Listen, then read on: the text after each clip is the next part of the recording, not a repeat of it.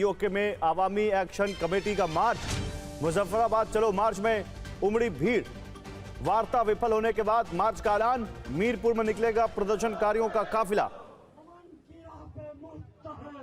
तो ये देखिए पीओके में एक बार फिर से कैसे आवाम सड़क पर उतर आई है और पाकिस्तान की सरकार को लगातार चुनौती दे रही है। मीरपुर में प्रदर्शनकारियों ने कहा है कि वो मार्च निकालेंगे अगर उनकी मांगे पूरी नहीं हुई तो प्रदर्शनकारियों ने मुनीर के खिलाफ बिगुल फूंक दिया है। रावलकोट में पाकिस्तानी सेना के तो अमेरिका और ईरान के बीच समझौते में पाकिस्तान मध्यस्थता की भूमिका निभा रहा है, लेकिन पर्दे के पीछे मुनीर ट्रंप से धोखा कर मुनाफे का खेल खेल रहे हैं, जिससे पर्दा उठ चुका है। दावा है कि पाकिस्तान के फील्ड मार्शल जनरल मुनीर और आईआरजीसी के सबसे सीनियर अधिकारी मिलकर तेल का कारोबार कर रहे हैं।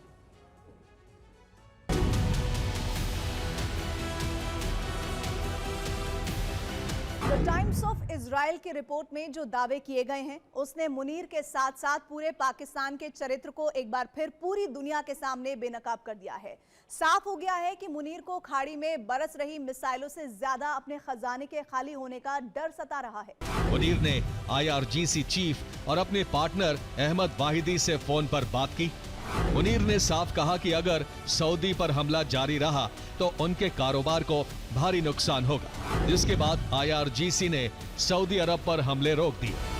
आईआरजीसी ईरान में, पाकिस्तान में आर्मी इस समय सर्वोच्च पावर में है कि बहुत सारे ऑयल रिफाइनरी या ऑयल बेचने की जो आप ये कहें कार्टेल है, वो ईरानियन कमांडर्स आईआरजीसी के चलाते हैं। उनमें कई उनके बेटे हैं, उनके रिश्तेदार हैं जो ये करते हैं। पाकिस्तान ने ईरान के साथ मिलकर, यानी मुनीर ने अहमद वाहिदी के साथ मिलकर, जो ईरान आईआरजीसी कमांडर है, उनके साथ तेल का व्यापार किया, प्रतिबंधित तेल का विनिमय किया और उस प्रोसेस में उन्होंने कुछ दिनों तक सऊदी अरेबिया पर अटैक रोका।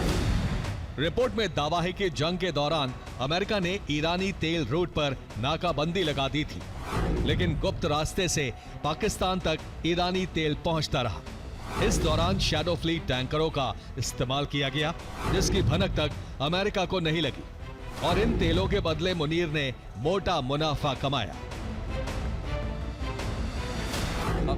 अगर आप ट्रंप साहब के पॉलिसीज को भी देखें तो वो अपने जितने स्टेटमेंट्स देते हैं उन ज्यादातर स्टेटमेंट्स में स्टॉक को, शेयर को ऊपर नीचे करने के लिए देते हैं। अमेरिका का जो क्रिप्टो करेंसी है, जो पाकिस्तान के एलीट उसको खरीदते हैं, उनमें इन्वेस्ट करते हैं, वो बदस्तूर जारी है। दोनों देशों की सीमा आपस में जुड़ी है, इसीलिए ये कंपनी दोनों सैन्य अधिकारियों के लिए भारी कमाई का जरिया बनी।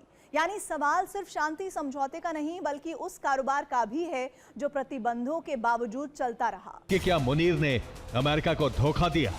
क्या मुनीर मुनाफा कमाने के लिए ट्रंप के भरोसे का फायदा उठा रहे हैं? क्या मुनीर की गद्दारी पाकिस्तान को भारी पड़ने वाली है? अमेरिका द्विपक्षीय वित्तीय मदद पर रोक लगा सकता है।